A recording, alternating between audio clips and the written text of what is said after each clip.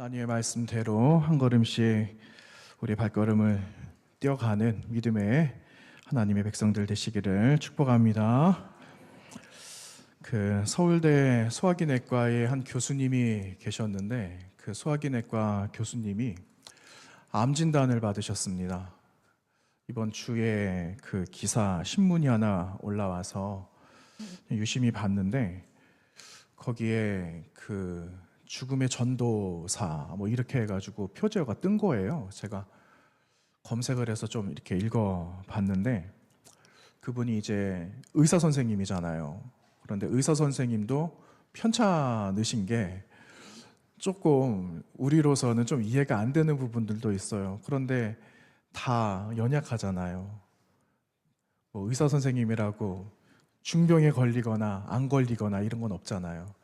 그런데 그분이 암 발견이 되고 또 이렇게 진단을 받으면서 5년 생존율이 60%밖에 되지 않는구나라는 것을 알게 되었대요. 그러니까 완치받으려고 얼마나 애를 많이 쓰셨겠습니까? 완치가 됐을까요? 안 됐을까요? 완치가 됐으니까 그 기사를 썼던 거예요. 완치가 되셨어요. 그런데 그분이 한 가지 깨달은 바가 있었던 겁니다. 뭘 깨달았는가? 죽음 다음에는 또 다른 세계가 있다라는 것을 그 의사 선생님이 깨닫게 되었대요. 그분이 깨달은 그 죽음 넘어 그 다음의 세계는 어떠한 세계인지는 그 기사에 안 나와 있더라고요. 그분이 예수님을 믿는 분인지 아니면은 넌크리스찬인지는 잘 모르겠지만 어쨌든 제가 그걸 봤을 때 마음에 끌렸던 거는 이분이 뭘 아시는가 보구나, 이분이 뭘 발견한 것 같다라는 그러한 마음이 있었습니다. 여러분, 우리가 죽음이 끝입니까? 아닙니까? 우리 죽음은요, 이 땅에는 이름 몇 자 남기고 가겠죠. 그런데 우리의 영원한 소망은 사실은 이 땅이 아니라는 걸 성경이 우리에게 말씀하고 있어요. 우리에게 주어져 있고 우리가 얻어야 될 영원한 소망은 이 땅에 없잖아요. 하나님 나라의 영원한 소망을 들고 살아가고 있는 여러분을 축하드리고요. 이 땅에 매이지 마시고 하늘의 영원한 것을 날마다 사모하면서 살아가시는 한 분 한 분들의 삶이 되시기를 바랍니다. 그런데 여러분, 부인할 수 없는 한 가지 사실은요, 모두가 죽음에 대해서 두려워한다라는 겁니다. 저도 죽음이 너무 무서워요. 네. 죽고 나면은 어떻게 될까? 가족들은 괜찮을까? 제가 먼저 갈지 어떻게 될지는 아무도 몰라요. 혹여나 제가 먼저 하나님 나라 가게 되면 우리 성북교회 식구들은 어떡할까? 이런 생각들도 안 하겠습니까? 이렇게 여러분, 사람들은요 다 죽음에 대해서 걱정을 하고 죽음이 나에게 현실로 다가오지 않기를 바라는 마음은 어쩔 수 없는 것 같아요. 연약하니까. 여러분, 오늘 우리가 나눈 이 고린도전서 15장의 이 말씀은요, 저 끝에 보니까는 58절이 끝이고요. 15장의 말씀은 죽음에 관한 이야기 더하기 거기에 부활에 관한 이야기를 이야기하고 있습니다. 왜 바울께서 이 고린도전서 15장에서 죽음에 관한 이야기를 했을까? 그리고 부활에 관한 이야기를 왜 하고 있을까라는 생각을 한번 해보면 여러분, 중요하니까 그렇게 말한 것 아닐까라는 생각이 들어요.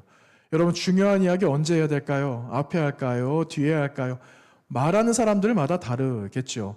어떤 사람은 처음에 강조하고 싶은 사람은 앞에 말하는 사람들도 있을 거예요. 어떤 사람은 나는 앞뒤 전부 다. 우리 옛날 국어 시간에 수미상관법 이런 거 했어요. 그렇죠? 수미상관법 이런 거 공부했었는데 앞뒤 좌우의 주제가 다 있는 겁니다. 그래서 앞에도 강조하고 뒤에도 강조하는데 바울께서는 마지막에 우리의 소망은 땅이 아니에요. 우리의 소망은 죽음이 아니라 우리의 소망은 하나님 나라에 있고 영원히 사는 것에 소망이 있습니다 라는 것을 말씀하고 있는 그 말씀을 오늘 함께 나누려고 합니다. 여러분, 부활이 있을까요? 없을까요? 부활이 있습니다. 부활은 있어요. 나중에 또 이야기하겠지만 그 부활을 어떻게 그걸 증명할 거야? 여러분, 증명할 길이 있습니까? 없습니까? 증명할 길은 사실은 없어요. 그럼 뭐 과학적으로 하겠습니까? 1 더하기 1은 2다라는 것처럼 수학 문제 풀듯이 뭐 증명하겠어요? 증명할 길은 없습니다. 그런데 바울 사도께서 말씀하고 있는 거는요, 우리가 나누지 않았는데 15장 서두에 부활에 대한 증인이 우리 가운데 있습니다라는 그 말을 앞에 하고 있어요. 여러분, 부활의 증인으로 누가 거론되고 있는가? 예수님의 제자 가운데 베드로란 사람이 오늘 말씀에 기록되고 있습니다. 15장에 게바에게 보이셨다. 그리고 여러분, 12명의 제자도 예수님이 부활하신 것을 목격했습니다. 그들이 무서워 떨고 있을 때, 모두 다 문을 다 닫고 있을 때 살아계신 예수 그리스도를 만나는 역사를 경험했어요. 뿐만입니까? 여러분, 500여 명의 형제들에게 일제히 한 곳에 나타났다. 여러분, 이곳에 우리가 함께 모여져 있어요.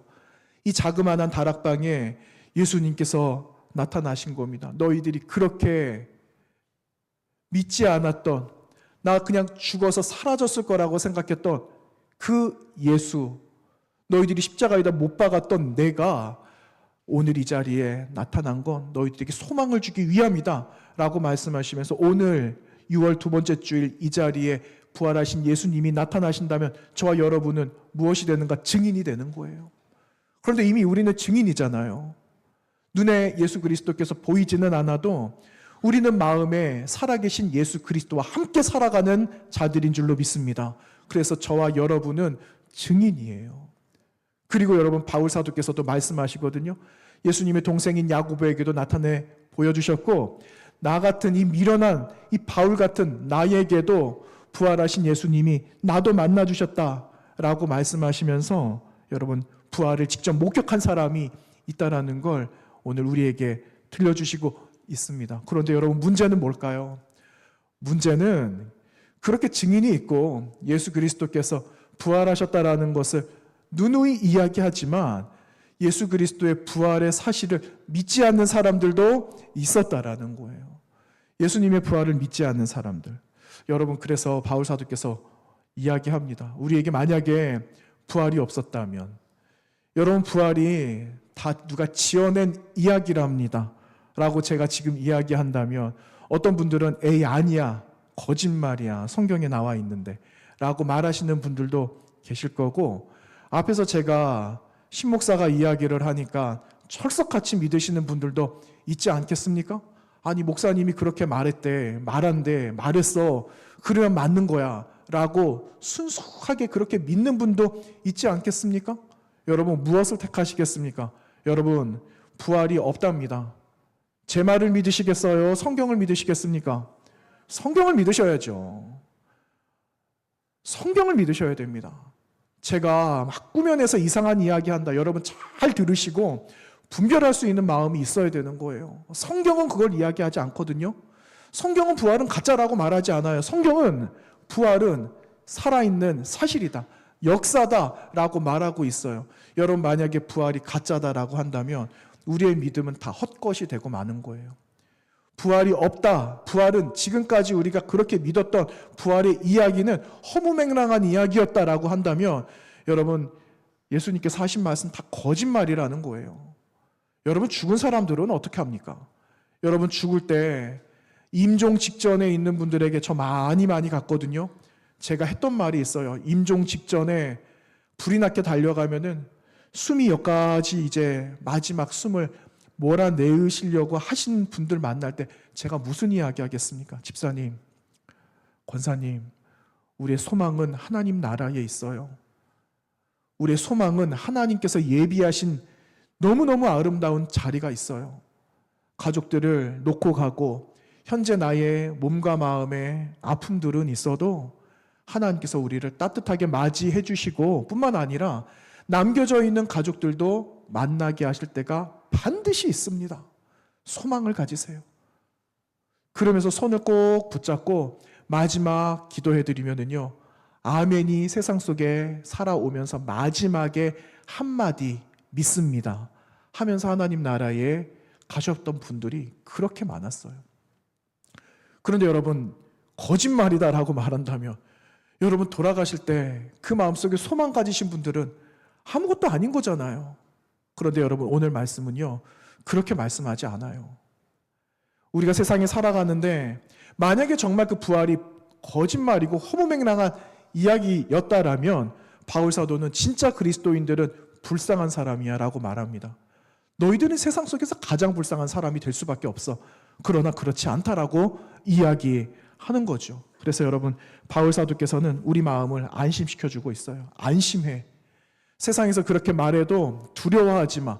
세상의 수많은 이야기들에 넘어가지 마라 라는 것을 이야기하며 삶의 끝은 무덤과 죽음이 끝이 아니다 라는 것을 말하고, 한 가지는 완전한 포기와 절망 다음에 강력한 소망의 순간, 부활의 놀라운 능력이 우리를 맞이하게 될 것이다 라는 것을 성경을 통해서 우리에게 말씀해 주시고 있습니다.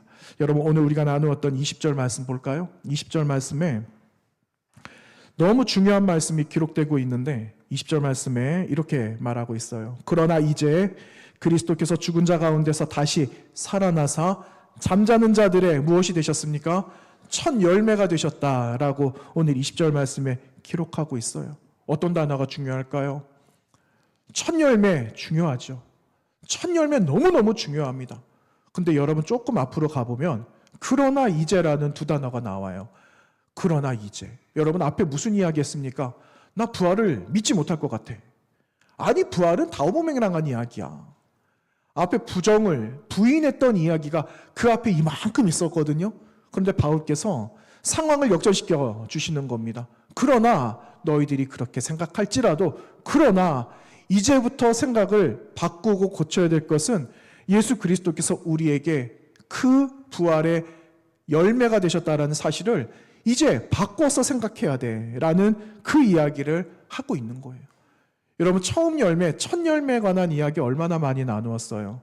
성경에서, 기독교에서 처음 열매는 굉장한 의미가 이 안에 들어가 있어요. 처음 열매. 여러분, 이스라엘 백성들 처음 열매를 거두면 처음 열매를 누구에게 드립니까? 하나님께 드리는 이유가 뭐죠? 이것은 하나님의 것입니다라는 그의 고백이 있어요. 그래서 절기로 초실절을 지키게 되는데, 초실절날 거두게 되는 첫 번째 곡식은 보리입니다. 보리.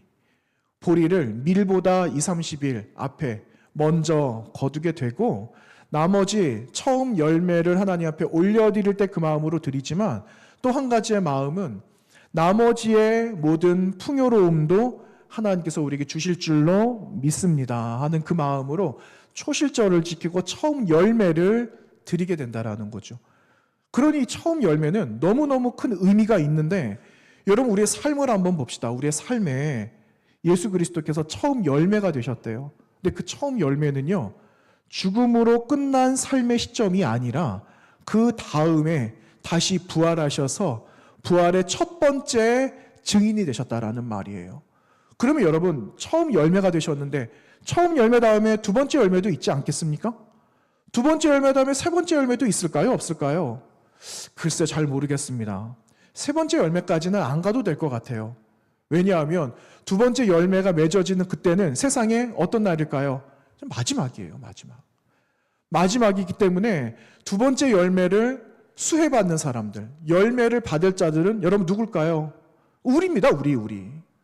두 번째 열매의 주인공들은 저와 여러분이다 라는 사실이죠. 그래서 여러분, 이 의미가 너무너무 중요해요. 여러분, 역사를 한번 생각해 볼까요? 역사에는요, 그냥 크게 두 가지만 생각해 보죠. 시작이 있고 마지막이 있다라고 한번 생각해 보죠. 그런데 시작은 하나님의 말씀으로 세상의 문이 열렸어요. 마지막, 끝. 마지막은 어떻게 될까요? 하나님의 말씀으로 세상이 닫혀질 것 아니겠습니까? 근데 세상의 끝에 어떤 일이 있게 될 것인가 하는 겁니다. 여러분, 세상의 끝, 여러분, 세상의 마지막 끝에 어떤 일이 있게 될까요? 세상에 많은 사람들, 예수 그리스도 알지 못하는, 아직 모르시는 분들, 세상 언젠가는 멸망이 올 거래 라는 걸 두리뭉실하게 알고는 있어요. 언젠가는 마지막이 올 거야. 그런데 그 다음을 모르는 게 문제입니다. 그 다음을 알려줘야 될 것 아니겠어요? 여러분, 세상의 끝이 반드시 오는 걸 여러분 알고 계시죠?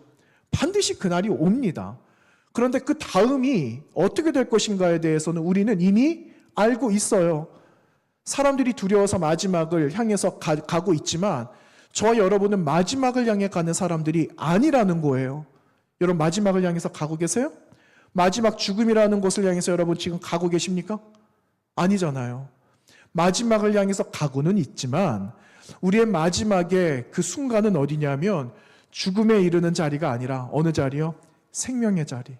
영원한 생명이 있는 그 자리를 향해서 가는 사람들이 여러분이며 저며 사랑하는 자녀들이 되어져야 되고, 아직 이 안에 그리스도 예수의 말씀을 아직 마음으로 받지 못한 그분들에게도 언젠가는 마지막의 순간은 생명이 나에게 오는 순간이다라는 걸 가르쳐 주어야 되지 않겠습니까? 그래서 여러분 부활의 소망을 단단히 붙들고 나아가셔야 되는 겁니다.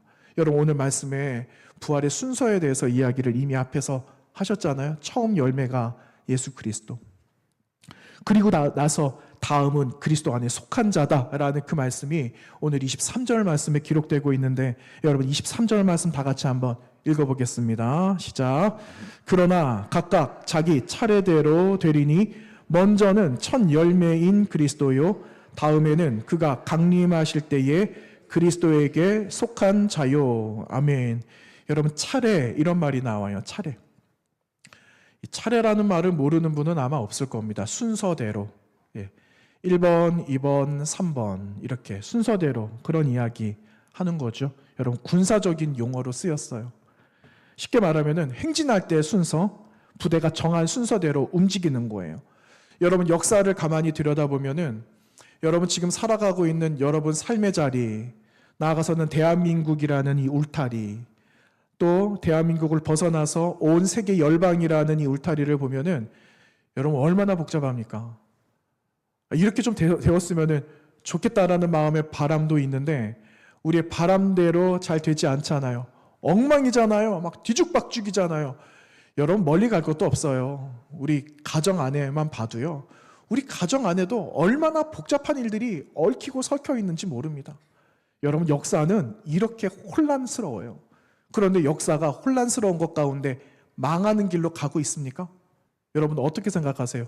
망할까요? 어떻게 될까요? 저는 세상이 언젠가는 위기 가운데도 있게 되고 위기를 치고 올라가서 회복되어지는 순간들도 있을 거고, 어쨌든 혼란한 가운데 하나님께서는 그 질서대로 움직여 가실 거라는 확신이 저에게는 있습니다. 여러분 저만의 확신일까요? 우리 모두의 바람이고 확신입니다.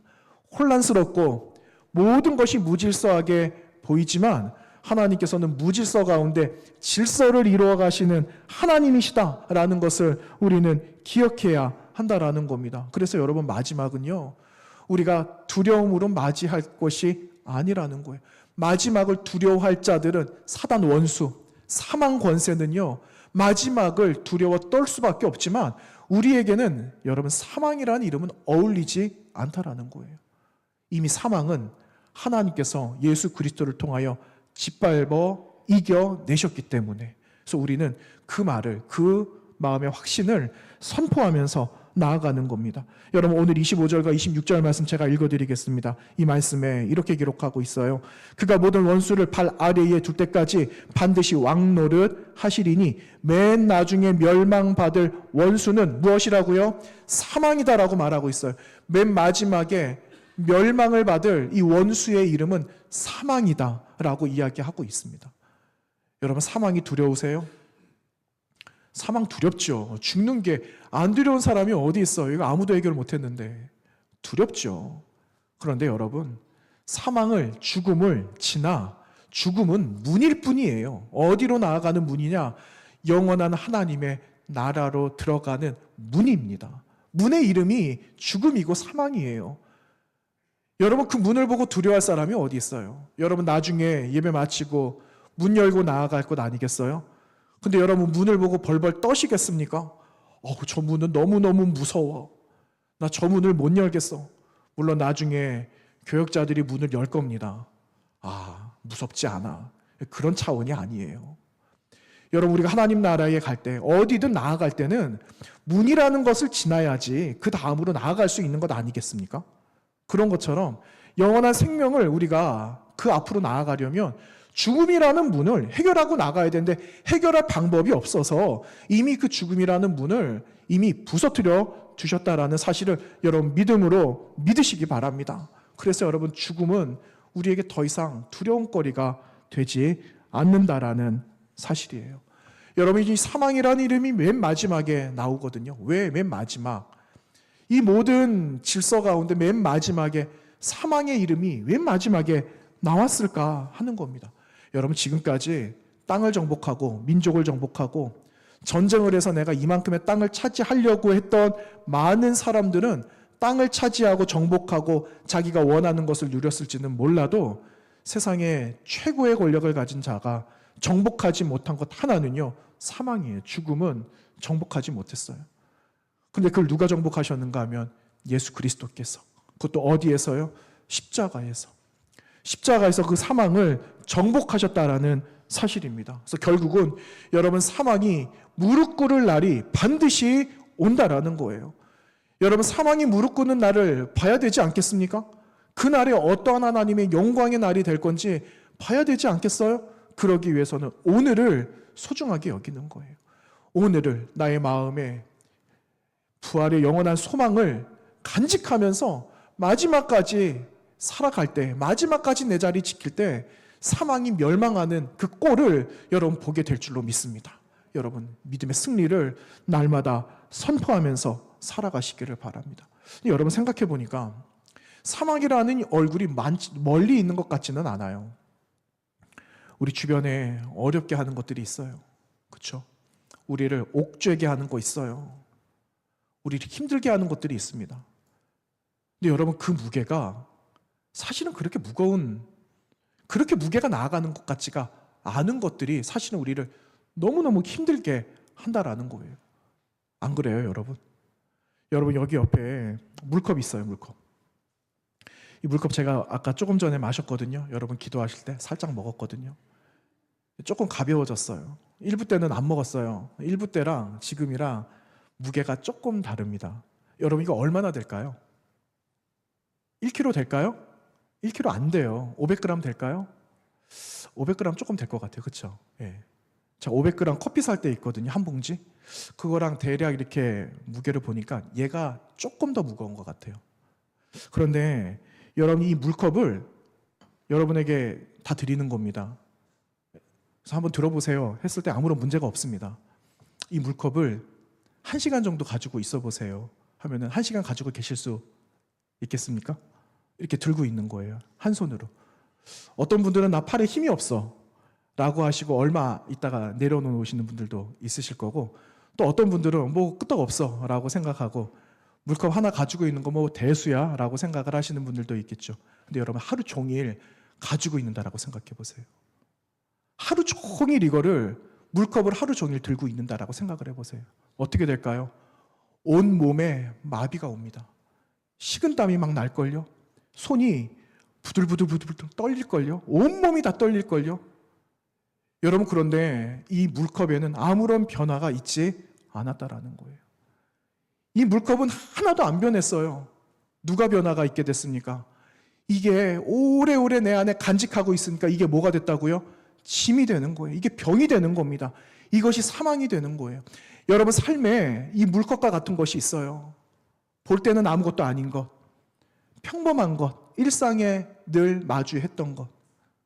그런데 이것이 다르게 우리에게 다가올 때, 익숙했던 것들이 우리에게 다르게 다가올 때, 이게 우리에게 죽음을 가져오는 사망의 민낯이 될 수 있다는 거예요. 여러분, 이거 어떻게 하시겠습니까? 사망의 민낯을 고스란히 가지고 계시겠어요? 어떻게 하시겠습니까? 벗어버려야죠. 내 던져야 되는 것 아니겠어요? 내 던져야죠. 이미 게임 끝났는데, 사망의 얼굴은 이미 다 지워져 버렸는데, 우리 안에 믿음이라는 것이 흔들리게 되면 수많은 것들이 이 물컵처럼 우리에게 다가와서 변하지 않는 사악한 이 사망으로 우리에게 우리를 변질되게 만든다라는 사실을 여러분 기억해야 합니다. 그래서 여러분 오늘 마지막 절 보시면은요, 27절과 28절 보시면은 하나님께서 온 우주, 이 온 우주를 통치하시기 위해서 예수 그리스도를 우리 가운데 보내주셨다라는 그 말씀이 27절과 28절 말씀에 기록되고 있거든요. 그분이 만유의 주인이 되시는 하나님의 명령을 따라서 아버지의 뜻, 구원의 섭리, 그 경륜을 다 완성하기 위해서 예수 그리스도께서도 아버지의 일하심에 복종하게 되셨다라는 그 말을 27절과 28절 말씀에 기록하고 있어요. 그런데 여러분 이 말씀을 보시면 좀 이해하기 어려운 단어가 나옵니다. 만유라는 말이 나와요. 만유. 여러분 만유라는 말이 뭘까요?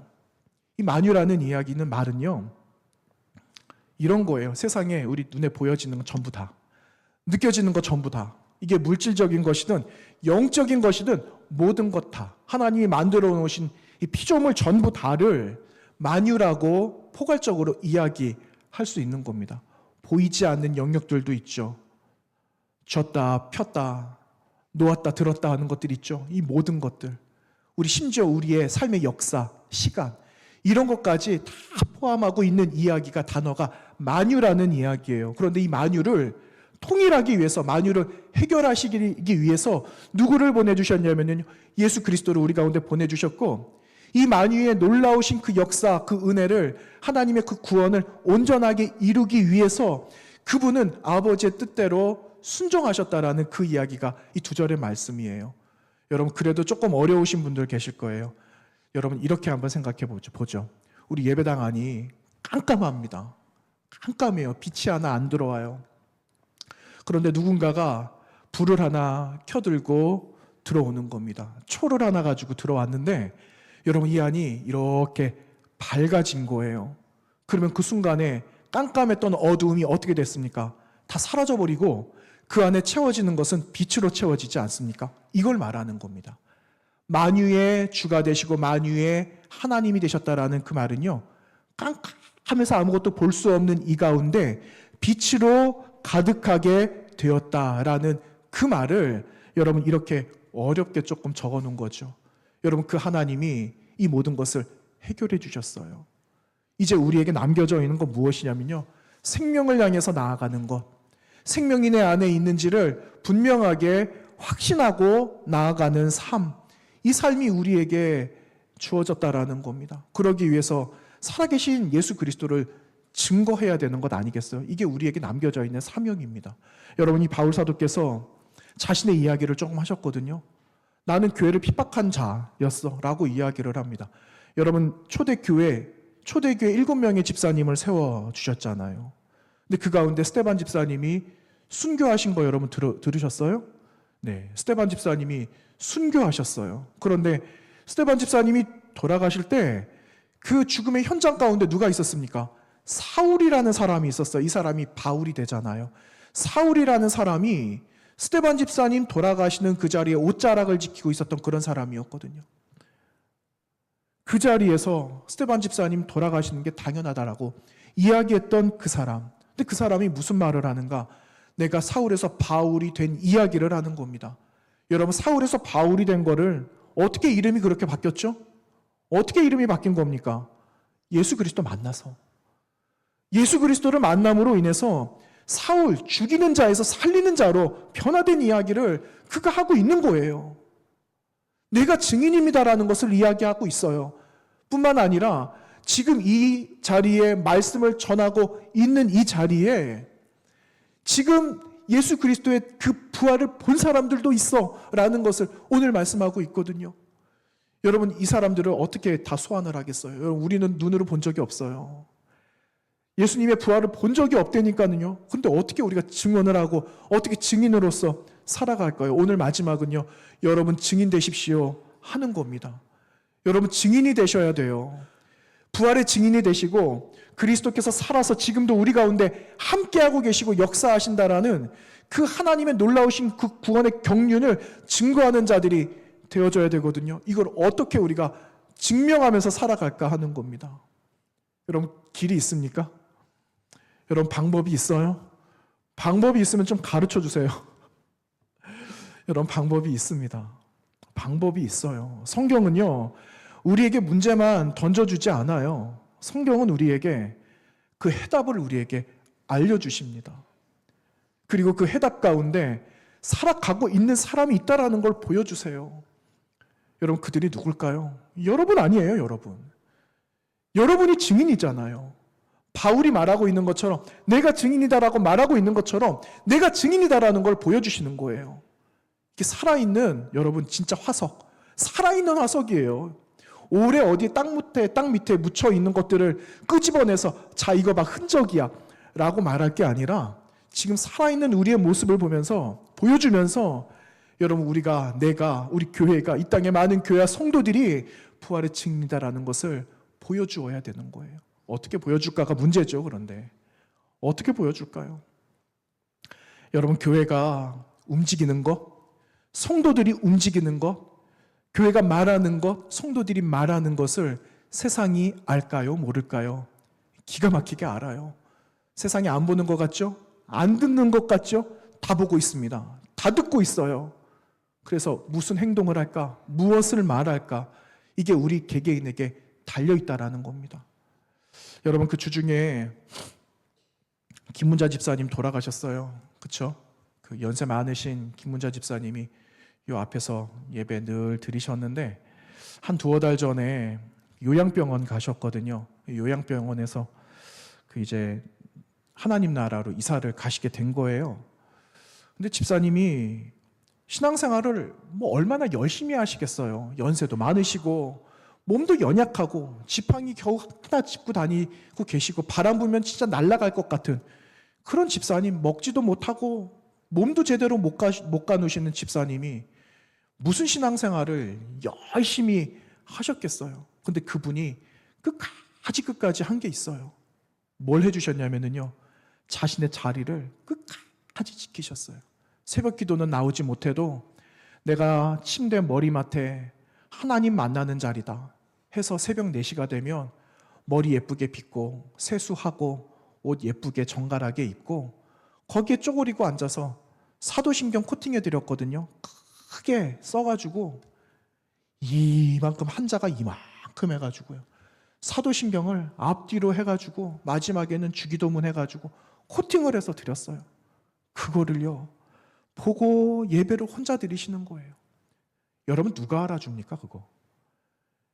여러분, 누가 알아주겠어요? 아무도 안 알아줘요. 아무도 알아주지 않아요. 혼자만 할 뿐이죠. 어저께 이제 예배 준비 다 끝나기 전이, 하기 전이네요. 저희들 왔는데 집사님네 가족이 인사하러 왔습니다. 집사님네 가족이 12시에 오신 거예요. 간식을 이만큼 가지고 왔어요. 나중에 여러분 점심 식사하시고 간식 빵하고 야쿠르트 아마 주실 거예요. 그거 어제 이만큼 100개를 사오셨어요. 100개. 100개를 사오셨는데 그 안에 편지를 넣어가지고 오신 거예요. 편지. 이 안에 편지가 있어요. 이렇게 손녀딸이 편지를 저에게 주는 거예요. 목사님, 이 안에 편지가 있어요. 그래서 제가 그 편지를, 장례를 잘 마치게 해주셔서 감사합니다, 보통 그런 글 쓸 거 아니겠어요. 그렇게 생각하고 편지를 받았어요. 그리고 나서 이제 보내드리고 혼자 편지를 읽는데 여러분, 놀랬습니다. 너무 놀랬어요. 무슨 일이 있었을까요? 새벽 4시에 일어나서 예배드리고 혼자 기도하는 그 할머니, 아무도 그걸 안 볼 거라고 생각했잖아요. 자식들이 본 겁니다. 자식들이 그걸 보고 있었어요. 그런데 여러분 아실 거예요. 자식들이 신앙생활 제대로 하지 못했다라는 거 아실 거예요. 신앙생활 잘 못했거든요. 그리고 너무너무 죄송한 말씀이지만 큰아드님 그리고 큰 자부님께서는 말씀을 못하세요. 농아인이에요. 그러니까 소통이 잘 안 되고 그 손녀딸이 중간에서 통역하듯이 그렇게 사연을 전해주시는 거예요. 그래서 그 편지 누가 썼냐? 어머니가 썼대요. 어머니가. 자부께서 쓰셨대라는 거예요. 조그만 종이 앞뒤 적었는데 2장을 적으셨는데 핵심이 뭔지 아세요?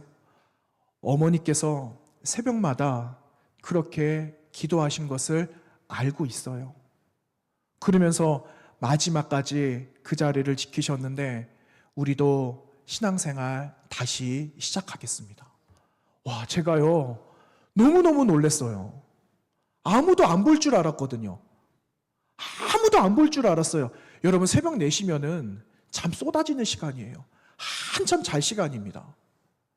그런데 그 4시에 그 자그마한 할머니가 그렇게 하나님 앞에 예배했던 그 마지막 그 순간까지 그걸 자식들이 보고 있었던 거예요. 자부님께서 그걸 보고 있었어요. 그거를 이어가겠어요. 이어가겠습니다. 그 말씀을 편지에다가 손글씨로 써가지고 가져오신 거예요. 여러분, 이게 도대체 뭐길래, 여러분, 도대체 부활이라는 게 뭐길래, 다시 산다라는 게 뭐길래, 여러분, 죽은 문턱까지 왜 이러고 있어야 되는 걸까요? 여기에 소망이 있기 때문에. 여기에 소망이 있기 때문에 여러분, 우리는 이 부활을 쉽게 간과하고 넘어갈 수 없다라는 거예요. 여러분, 부활의 소망이 여러분 가운데 있으세요? 여러분의 부활의 소망을 놓치지 않으시기 바랍니다. 왠지 아세요? 나에게도 유익이 되지만 여러분, 그 부활의 소망이 우리 다음에게도 영향이 된다라는 사실이에요. 나 혼자 잘 살아서 믿음 생활 잘해서 하나님 나라 가는 것도 훌륭하지만 여러분, 우리의 책임은 나의 개로 끝나는 것이 책임이 아니다라는 거예요. 우리의 책임은요, 그 다음까지 책임을 져줘야 돼요. 여러분, 자녀들 잘 먹고 잘 살고 편하게 살고 성공하기를 바라서 얼마나 뒷바라지 많이 하세요. 거기까지 책임지려고 하시잖아요. 그런데 여러분, 영적으로 책임지고 계세요? 영적으로 책임지고 계십니까? 여러분, 다시 한번 하나님 앞에 영적으로 책임지기 위해서 하나님 앞에 나를 다시 한번 엎드리고 이 마음 하나님 앞에 올려드려야 되는 오늘이 아침이 되시기를 바랍니다. 하나님 그걸 바라고 계세요. 잘 먹고 잘 사는 게 능사가 아니라 그 다음에 우리의 삶을 어떻게 그 자녀들에게 부활의 소망을 주고 갖고 살아가게 할까? 여러분, 여기서 실패하면 다 실패한 거예요. 다 실패한 거예요. 떵떵거리고 살고 이만큼 내가 가지고 있고 삶의 형편이 아무런 문제 없이 보이지만 그 안에 생명이 없으면 다 끝난 거예요. 다 실패한 거예요, 여러분. 하나님 앞에서 다시 한번 내가 세워져야 되는 것들이 있다면, 결단해야 되는 것들이 있다면 여러분, 오늘 이 시간에 마지막에 내가 서야 될 자리, 설 자리가 어디인가를 다시 한번 확인해 보시고 그 자리에 서기에 내가 지금 합당한가? 섰을 때 나는 조금도 두려움 없이 떳떳하고 그 자리에 섰을 때 조금도 부끄러움이 없는가? 라는 것을 여러분 다시 한번 나를 점검하시면서 하나님 앞에 다시 한번 결단하며 나아가는 우리 성북교회 믿음의 공동체가 되기를 원합니다. 이번 한 주간 살아가실 때 부활의 소망을 가지시고 여러분, 그 부활의 소망으로 날마다 승리하시는 저 여러분 되시기를 축복합니다. 기도하겠습니다. 걸어가신 하나님, 감사합니다. 우리에겐 소망이 있습니다. 땅에 살아갈 때에 잘 먹고 잘 사는 것이 우리의 소망이 아니라 무엇이 좀 더 형편이 나아지고 무엇을 더 많이 벌고 어떻게 하면 윤택하게 살아갈까가 우리에게 소망이 아니라 하나님 앞에 설 때에 내 설 자리가 어디인가를 잘 구별하면서 오늘을 살아가는 것이 우리에게 큰 소망임을 다시 한번 믿습니다. 하나님, 우리의 흐트러졌던 마음들을 한대로 모아주시고 다시 한번 우리에게 주시는 하나님의 마음을 가지고 세상을 넉넉하게 이겨나가는 믿음의 백성들 되도록 인도하여 주시옵소서. 예수님 거룩하신 이름으로 기도하옵나이다. 아멘.